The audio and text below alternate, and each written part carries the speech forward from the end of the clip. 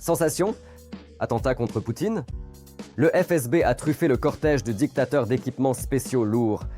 Surveillance de chaque mouvement depuis un hélicoptère et véritable escorte de moto. Les Russes eux-mêmes l'admettent. Il vaudrait mieux que le monde ne voit pas cela. Moscou n'a jamais été aussi nerveuse. Un bouclier humain et de nouveaux blindés sur les toits des immeubles. La dernière tentative du bunker pour se protéger. Les prévisions sont peu encourageantes. Il n'existe vraiment aucun médecin au monde capable de guérir Poutine. Des détails choquants. Au Kremlin, la situation est sous le mot de code « catastrophe ». Les purges n'ont pas permis de trouver les rats prêts à trahir le dictateur. Un ordre d'urgence qui ressemble davantage à des convulsions d'agonie. Tout cela à suivre. Regardez jusqu'à la fin. Bonjour, c'est Ukraine aujourd'hui. Je suis Andriy Silakov et voici les derniers événements. Poutine connaît une nouvelle poussée de peur. Désormais, le maître du bunker semble se déplacer avec un niveau de sécurité sans précédent. Le cortège du dictateur est accompagné de véhicules spéciaux lourds, de moyens de protection et même d'une couverture aérienne. Tout cet arsenal dit de protection a été montré pour la première fois par la garde du maître du bunker lors de la soi-disant visite amicale du chef du Kremlin à Astana.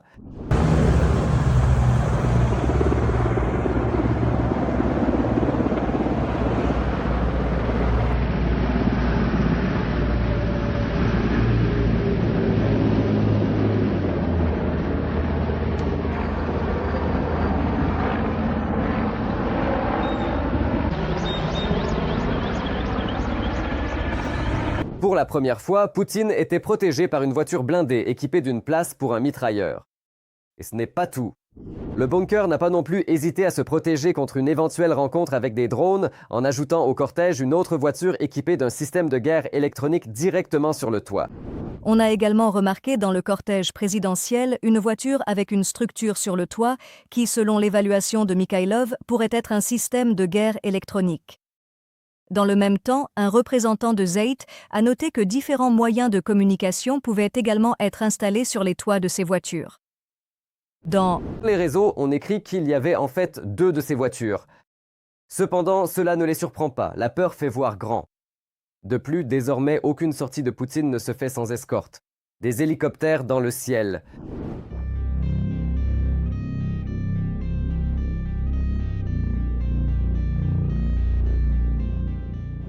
Sur les images du trajet de Poutine vers le palais de l'Indépendance, on voit que la limousine du président russe est entourée de 14 motos et d'une vingtaine de voitures.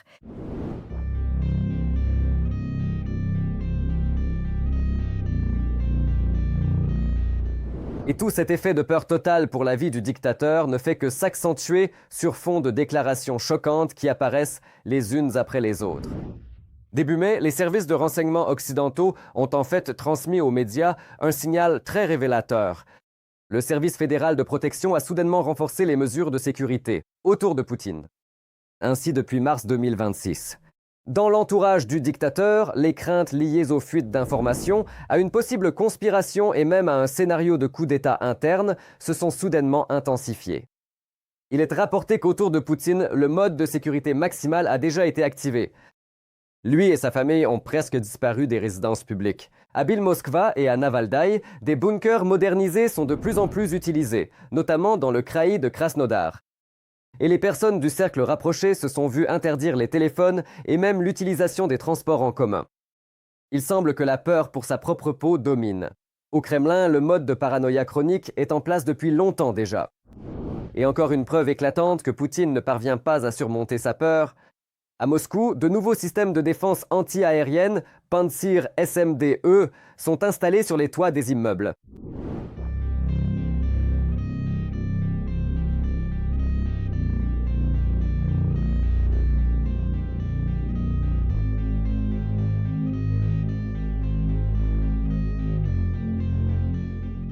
Il semble que les systèmes Pantsir ordinaires se soient révélés inefficaces, alors le dictateur a décidé de passer à la vitesse supérieure. Contrairement au Pantsir S1, le module de combat SMDE ne possède pas de canons automatiques de 30 mm. Le système est équipé de 2 types de missiles. Mais pourquoi s'en étonner? Au fil des années de guerre, Moscou s'est tellement enlisé dans la peur qu'ils ont déjà construit autour de la capitale une sorte de blindage multicouche de défense anti-aérienne. Le Kremlin s'est entouré de systèmes, de groupes de tir mobiles et d'une paranoïa totale. Rien que l'année dernière, les Russes ont déployé plus de 40 nouveaux Pantsir S-On autour de Moscou. Et une partie de ces systèmes a littéralement dû être retirée d'autres régions. Tout cela uniquement pour protéger le centre sacré du bunker. Selon les analystes, depuis 2023, plus d'une centaine de systèmes de défense antiaérienne supplémentaires ont déjà été déployés pour protéger Moscou. Il semble qu'au Kremlin, on a compris depuis longtemps, plus on abat de missiles qui te visent, plus il faut renforcer la couverture aérienne au-dessus de soi. Néanmoins, la menace d'un attentat ou d'attaque de drone, ce n'est pas la seule menace pour Poutine. L'état de santé du dictateur inquiète son entourage. Encore plus. Depuis des années, journalistes et experts attirent l'attention sur les étranges disparitions du chef du Kremlin de la scène publique. C'est à ce moment-là, selon les enquêteurs, qu'une équipe entière de médecins, oncologues, ORL, chirurgiens, dermatovénérologues et infectiologues a été aperçue à ses côtés. La présence d'un spécialiste du cancer de la thyroïde a particulièrement attiré l'attention. C'est pourquoi, dans le monde entier, la version selon laquelle le dictateur russe souffrirait d'un cancer a commencé à être activement discutée. L'un des diagnostics les plus retentissants est le cancer. L'ancien chef du renseignement militaire, Kirilo Boudanov, l'a déclaré ouvertement en 2021.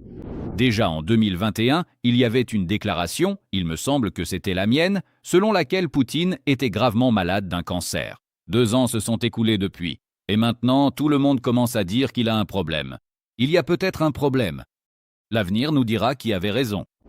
Dans le même temps, les médias étrangers ont évoqué à plusieurs reprises la possibilité d'une chimiothérapie et de graves problèmes de santé. Au Kremlin. Cependant, les versions concernant l'état mental de Poutine se font tout aussi entendre. Un neuroscientifique américain l'a qualifié de psychopathe typique. Le comportement de Poutine peut masquer les signes d'un grave trouble mental. Parmi les causes possibles, on évoquait des processus neurodégénératifs, des tumeurs et même la syphilis tertiaire. Dans différentes études, on a également attribué à Poutine de la paranoïa, du narcissisme et le syndrome d'Asperger. Cependant, ce n'est pas toute la description de l'atmosphère dans laquelle vit le Kremlin. De plus, le dictateur s'est complètement enfermé dans son propre aquarium de propagande. Poutine vit dans l'illusion d'une victoire rapide, soigneusement dessinée pour lui par son entourage. Le commandement militaire russe semble avoir tellement peur de la réaction du maître du bunker qu'il lui présente de jolis papiers sur des succès et des percées inventées, au lieu d'une image réelle du front. Même les analystes occidentaux en parlent de plus en plus ouvertement. On ne sait pas à quel point les structures de force et l'armée russe déforment la réalité. Même si beaucoup de gens autour de lui comprennent la réalité, nous ne savons pas ce que Poutine lui-même comprend réellement, a déclaré un agent de renseignement européen. Bien sûr, les fonctionnaires et les militaires présentent au président une image idyllique. Ils lui mentent. C'est ainsi qu'est organisé le système qu'il a lui-même créé, a indiqué la source. Parallèlement, les illusions de Poutine sur la scène internationale ont commencé à s'effondrer. Il croit de moins en moins que Donald Trump pourra ou voudra lui proposer un accord avantageux pour Moscou concernant l'Ukraine. Ayant compris qu'il n'y aurait aucun cadeau de Washington, le dictateur isolé se replie encore davantage sur la question du Donbass, en faisant une idée fixe. Dans le même temps, la situation à l'intérieur même de la Russie reste loin d'être aussi stable qu'on essaie de le montrer à l'extérieur. Dans le même temps, les impôts augmentent, l'inflation progresse et des entreprises ferment. En réalité, un accord tacite est en train de s'effondrer. Les gens pouvaient ignorer la guerre tant que leur vie restait stable. Ce n'est plus le cas désormais. Le mécontentement grandit et le niveau de bonheur est tombé à son minimum depuis 15 ans. Sur fond de ce chaos informationnel et administratif, les discussions sur d'éventuels bouleversements internes au sein du système politico-militaire russe circulent de plus en plus souvent. Le FSB mène des contrôles sélectifs stricts et des opérations de nettoyage. Le Kremlin tente de neutraliser au plus vite tout risque de déloyauté afin de maintenir le contrôle sur un système qui perd de plus en plus visiblement sa stabilité. Le pouvoir échappe définitivement des mains de Poutine. Un changement total de rhétorique chez les Russes, ils sont prêts à déposer les armes. La soi-disant opération militaire spéciale les a frappés de plein fouet. Ce qui, hier encore, était présenté comme des rapports victorieux, résonne aujourd'hui de plus en plus comme de la lassitude, de la déception et des doutes ouverts quant à la logique même de la guerre. Les Russes eux-mêmes sont-ils capables de fermer le robinet de l'agression russe? Et pourquoi, soudainement, les cris de joie se sont-ils transformés en gémissements? Voyons. Moscou est réveillé à l'écoute des drones ukrainiens qui survolent la ville. Au cours de la 5e année de cette opération spéciale de 3 jours, le SVO regagne progressivement son port d'origine. Et les soirées dans la région de Moscou se parent déjà de sons et de couleurs différents.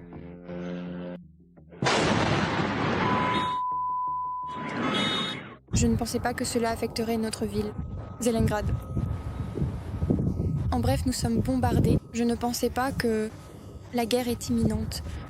C'est ainsi que naissent les nouveaux mèmes. Beaucoup de gens en Ukraine aiment imiter, vous savez, ce genre de manière des Russes. Apparemment, la situation n'est pas si simple. Il nous faut déterminer qui tire, etc. Autrement dit, un rappel aux Russes qu'il y a une guerre, qu'elle est toujours en cours et qu'elle a été déclenchée par Poutine. Moscou est tout simplement dans la tendance, elle ne prend pas le relais des provinces, reprenant le flambeau après Belgorod, Tuapse, Ryazan et Perm. Voici maintenant un nouveau miracle géographique. Un mini-volcan. Il ne fait pas très ensoleillé à la station de remplissage de produits pétroliers de Solnekhnogorsk, située dans le village de Durikino, ce qui, en soi, est un mème de trolling. Ça brûle joliment aussi à la raffinerie de Moscou, qui, en théorie, devrait être protégée puisque c'est la capitale, mais non. Et maintenant, les Russes répètent encore une fois. Ah, et alors ? Pourtant, si l'on écoute le maire de Moscou, Sobyanin, même un moustique ne passerait pas à travers plusieurs lignes de défense. Apparemment, ils abattent même ce qui n'a pas le temps de décoller. Le maire Sobyanin, qui à mon avis est le meilleur défenseur antiaérien de la Fédération de Russie, fait le plus de rapports sur les interceptions. Il faudrait le nommer commandant du district de défense aérienne de Moscou. À Perm, il n'y a pas de Sobyanin. C'est pourquoi ils y ont organisé une défense aérienne orthodoxe. Les adeptes de Kirill ont fait le tour de la ville avec des icônes. Contre les drones ukrainiens modernisés.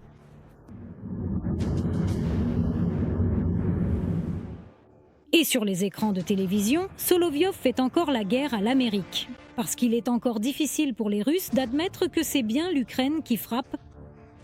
Il s'agit ici de l'immense territoire de la Fédération de Russie, le plus vaste pays du monde s'étendant sur 2 continents. C'est vraiment toute l'Amérique. Incroyable. Qui est coupable, renchérit aussi Simon Dian. Parce qu'il faut bien expliquer pourquoi, au lieu de prendre Kiev en 3 jours, elle dort dans le couloir.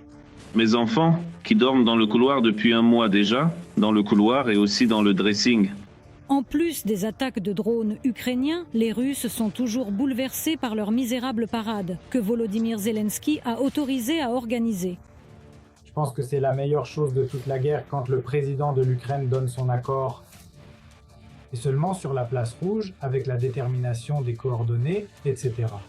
Ça les a tellement touchés, c'est une humiliation. Il y avait tout un tas de mèmes sur la parade, et Zelensky a été appelé le seul président qui ait permis quoi que ce soit aux Russes. On a aussi plaisanté sur le 9 mai en couche. Seuls les citoyens du grand et puissant ne trouvent pas ça drôle pour une raison quelconque. Parce que pendant longtemps, les Russes ont vécu dans cette même matrice du poutinisme, avec leur victoire, leur sarmat. Ils battent tout le monde. Demain, ils vaincront les États-Unis, New York, Berlin, Londres, des cendres nucléaires, et ainsi de suite. La confrontation avec la réalité est douloureuse pour les Russes. Nos drones sont basés à Moscou, à la raffinerie. Coton après coton. Et la Crimée n'est pas à eux non plus. Les frappes ukrainiennes de moyenne envergure menacent le corridor terrestre vers la péninsule occupée. Et cela alors que la 2e armée du monde n'arrive toujours pas à prendre Mali-Tokmachka depuis déjà 5 ans. Des combats dans la région de Mali-Tokmachka. Des avancées plus importantes à Mali-Tokmachka. Ce petit village est devenu le symbole de la honte de l'ennemi. On a chassé, on les a détruits, on a brûlé leur matériel ennemi. Dans la propagande russe, ils ont probablement aimé le nom de Mala-Tokmachka, tout comme ils avaient aimé à l'époque le nom de Tchornobaïvka. La bataille pour Mala-Tokmachka dure plus longtemps que le siège de Carthage. Tout le monde s'en moque, aussi bien les Ukrainiens que les Zatistes eux-mêmes. On en est donc arrivé au point où les Russes se sont vus interdire de plaisanter sur Mala Tokmatchka parce que le village est devenu une grande tombe pour des milliers d'occupants.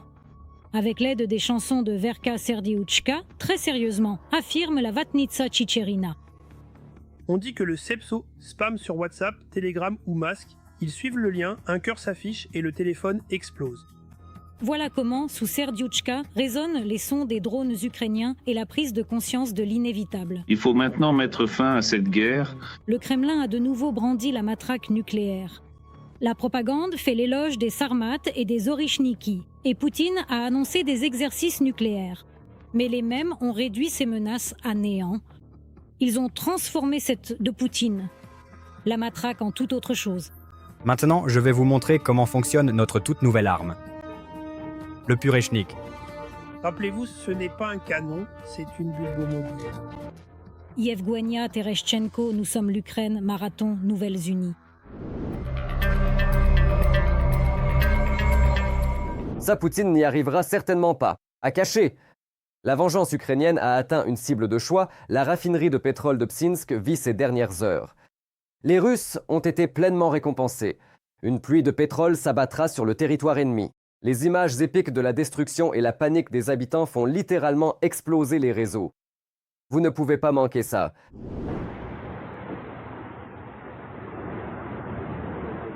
Voici le paysage apocalyptique qu'ont observé cette nuit à Tuapse, dans le kraï de Krasnodar. Aujourd'hui, une colonne de fumée noire et épaisse est visible à des kilomètres à la ronde.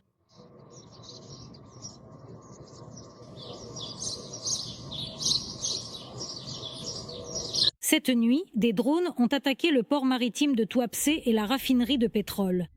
Un incendie de grande ampleur s'est déclaré sur le site du parc de réservoirs. 2 réservoirs de carburant y sont en feu. Dans le même temps, l'Automne et les analystes du canal Telegram Astra ont découvert que le feu s'était propagé à au moins 11 foyers. Voici à quoi ressemble l'incendie vu depuis le train.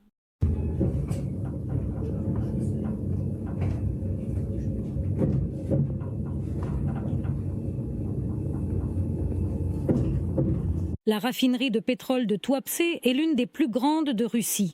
Elle se spécialise dans le traitement primaire du pétrole et forme un complexe de production unique avec le terminal maritime de la société Rosneft. La capacité de traitement du pétrole de l'usine est d'environ 12 millions de tonnes par an. Ses principaux produits sont les distillats de pétrole, le mazout, le diesel et le kérosène d'aviation, dont la majeure partie est exportée. Un nouveau tir ayant touché la raffinerie de Tuapse a été confirmé par l'état-major des forces armées ukrainiennes. La destruction de ces installations réduit la capacité de l'agresseur russe à approvisionner ses unités militaires en carburant. Les forces de défense de l'Ukraine continueront de prendre des mesures pour réduire le potentiel offensif des occupants russes et mettre fin à l'agression armée de la Fédération de Russie contre l'Ukraine. Le parquet du kraï de Krasnodar a annoncé, bien que sans aucun détail, que des dommages ont été causés à l'infrastructure de transport dans le port de Tuapse. L'attaque et l'incendie ont également été confirmés par le gouverneur de la région. Il a également déclaré qu'il y avait un mort et un blessé. Il a aussi indiqué que dans la ville, de nombreuses maisons avaient des fenêtres endommagées. La frappe actuelle contre la raffinerie de Tuapse est la deuxième en 4 jours. La précédente a eu lieu. Sachez que cet événement se déroulera précisément le 16 avril prochain. Déjà après la précédente attaque de drone, une nappe de pétrole d'environ 10 000 mètres carrés s'était formée. Les autorités avaient alors rapporté qu'elles s'attaquaient activement à ce problème à l'aide d'équipements spéciaux. Ils nettoient dans le pétrole non seulement en mer, mais aussi à l'embouchure de la rivière Tuapse, où des produits pétroliers sont également arrivés. Pauvre rivière Tuapse. Aujourd'hui, une très grande quantité de produits s'écoule, on en ramasse, certains sont récupérés, d'autres non. Et après la frappe actuelle, une pluie de pétrole est tombée sur la ville. Du ciel, d'étranges petites boules noires sont littéralement tombées sur les habitants. Et tout autour a été recouvert d'un film huileux.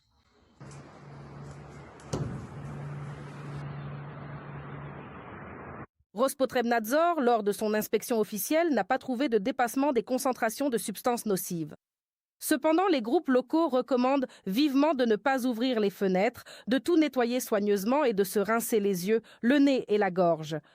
Dans le même temps, les cours ont déjà été annulés dans les écoles et les jardins d'enfants, et les habitants souffrent devant la caméra, se demandant pourquoi cela leur arrive. C'est vraiment une sorte de catastrophe écologique. Alors qu'est-ce que je suis censée faire? Je ne veux plus rester ici.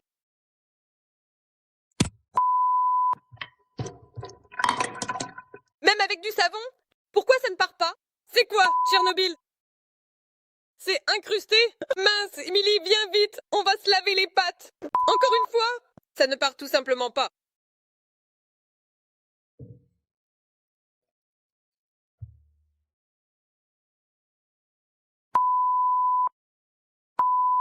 Et voici une autre Russe qui se plaint que son rêve de vivre près de la mer a été brisé par les drones.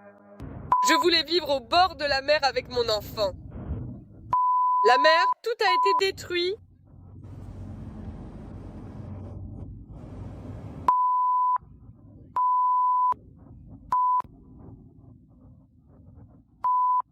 Tu te demandes si tu es encore en vie ou pas. Toi, ton enfant, qu'est-ce qu'on est censé faire ici en fait? Vivre? Mais je suis déjà fatiguée de tout ça.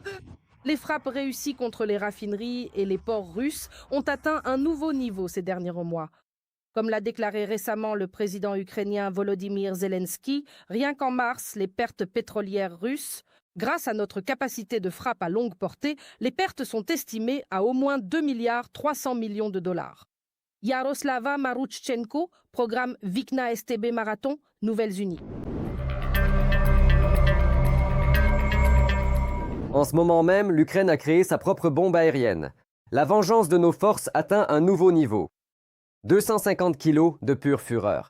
Maintenant, il tombe sur la tête des Russes. Sans pitié, Fedorov a ouvert la voie à l'armée russe vers une défaite totale. Même les plus grands sceptiques ont reconnu que la tactique était gagnante. Se pourrait-il que cette arme obtienne le statut d'arme de la victoire? De la victoire? Regardons.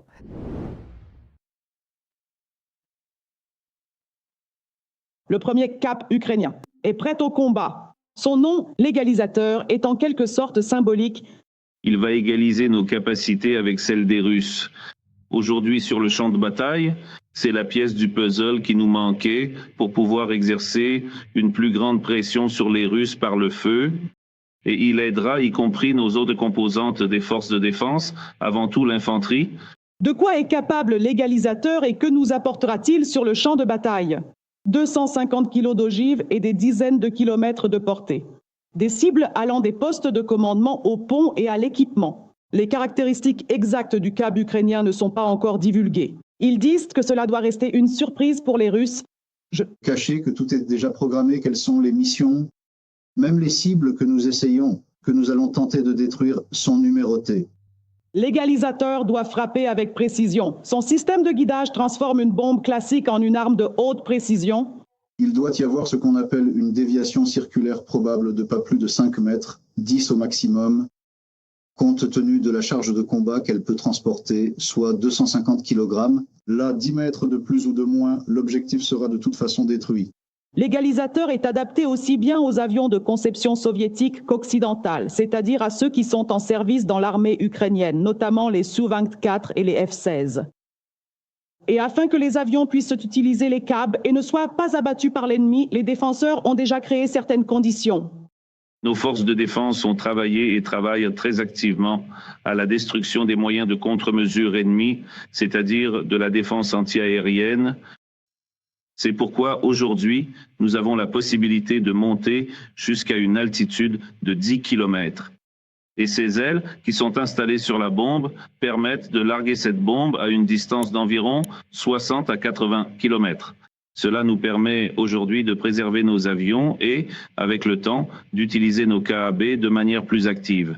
Les ingénieurs ukrainiens ont travaillé près d'1 an et demi à la création d'une bombe aérienne guidée et ont réussi à la rendre plus économique que ses équivalents occidentaux. Cela signifie que nos soldats au front disposeront de plus de KAB. Notre KAB coûte 3 fois moins cher que l'équivalent que nous utilisions auparavant de la part de nos partenaires des États-Unis. Il sera plus avantageux d'utiliser nos propres armes, même si elles n'étaient pas moins chères, mais du même prix, ce serait quand même plus avantageux. Utiliser ce qui est à nous car nous ne pouvons pas dépendre de l'humeur de nos partenaires. Le ministère de la Défense a déjà acheté et présenté la première série de stabilisateurs. Le baptême du feu approche, alors nous attendons une nouvelle vague de panique russe. Victoria Yaryshko, nous sommes l'Ukraine, Marathon, les Nouvelles-Unies.